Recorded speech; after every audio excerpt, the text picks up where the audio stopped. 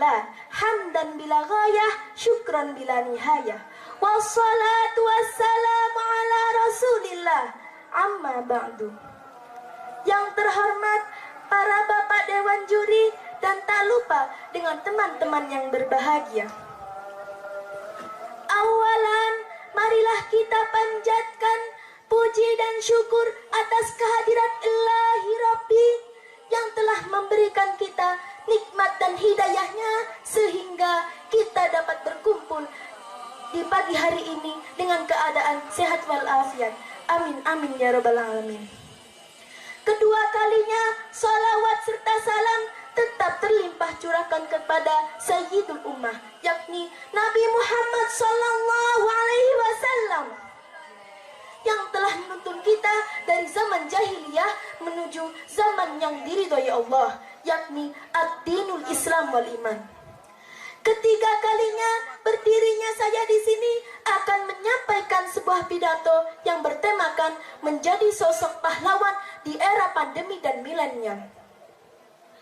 75 tahun sudah peristiwa pertempuran di Surabaya berlalu. Namun perjuangan pahlawan untuk membangun Indonesia yang unggul, maju, damai dan sejahtera harus kita teruskan. Kota Surabaya menjadi saksi sejarah bahwa bangsa kita tidak akan pernah menyerah untuk memerdekakan Indonesia. Semua bersatu menolak menyerah atas ultimatum yang diberikan oleh pihak Inggris. Pahlawan adalah mereka, manusia yang mengorbankan tenaga, pikiran, harta, hingga nyawanya demi kemerdekaan yang kita rasakan hari ini. Mereka berkorban tanpa mengharapkan balasan jasa ataupun imbalan. Mereka hanya ingin cita-citanya terwujud, yakni bangsa Indonesia bisa bebas dari penjajahan. Kita mengenal sebagian dari para pendiri bangsa. Ada Tan Malaka yang bermimpi akan adanya Republik Indonesia jauh sebelum kemerdekaan. Tan Malaka meyakini merdeka 100% hanya bisa dicapai ketika sebuah bangsa mampu menentukan nasibnya sendiri. Ada Soekarno yang menjadi presiden pertama di Indonesia. Dengan kemampuan diplomatisnya mampu membawa bangsa kita menjadi negara yang dikenal dan diakui oleh dunia, bahwa kita mampu mengelola negara kita sendiri, bahwa kita berhak merdeka. Lantas, di era milenial sekarang ini, sesungguhnya siapakah yang layak disebut pahlawan itu? Apakah orang yang dengan gigih membawa persenjataan melawan penjajah? Apakah orang yang rela bertaruh nyawa demi merebut kemerdekaan? Jawabannya adalah ya, namun tentu dengan bentuk yang berbeda. Jika dulu senjata kita adalah persenjataan dalam artian sesungguhnya, maka hari ini senjata kita adalah ilmu pengetahuan dan keberanian. Berani untuk mencoba. Jika dahulu kita berperang melawan penjajah, maka hari ini kita berperang melawan kebodohan, kemiskinan, sifat apatisme, dan individualisme. Artinya, lawan terbesar kita, musuh terbesar kita adalah diri kita sendiri. Kemudian, seperti apa peranan kita sebagai generasi penerus bangsa di era milenial ini? Banyak sebagian dari kita, hai para pemuda, kita tidak mengetahui, bahkan menyadari apa peranan kita, padahal kita memiliki peranan yang sangat penting. Ingat, masa depan bangsa ada di tangan kita. Dunia saat ini sudah move on dari zaman kuno dan memasuki era milenial, di mana era ini disebut sebagai masa di mana teknologi berkembang dengan pesat dan menjadi sebuah gaya hidup bagi para generasi di dalamnya. Di era ini, dengan segala kecanggihan teknologi, tingkat persaingan juga semakin tinggi sehingga menuntut kualitas dan kinerja manusianya untuk lebih ditingkatkan lagi.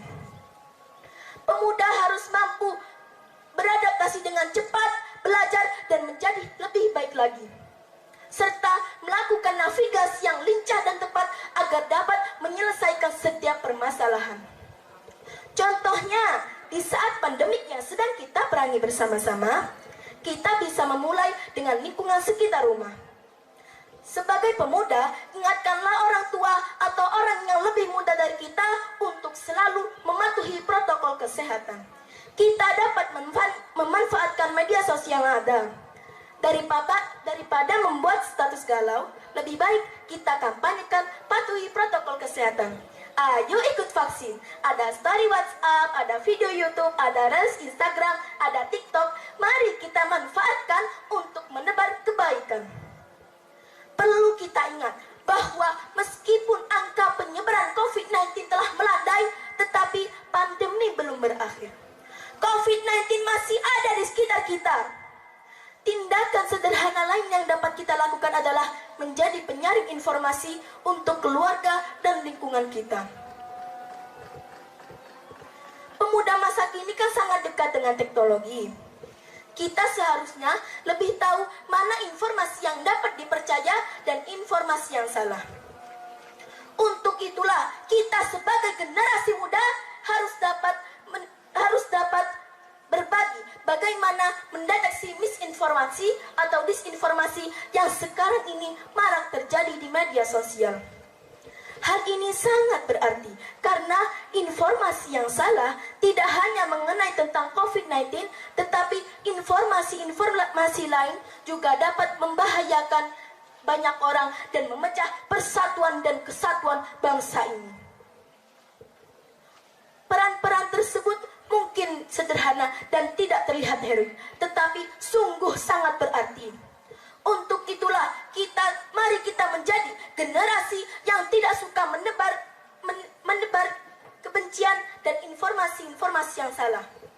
Mari kita menjadi generasi yang selalu mengkampanyekan perdamaian, gotong royong, dan menerapkan nilai luhur bangsa.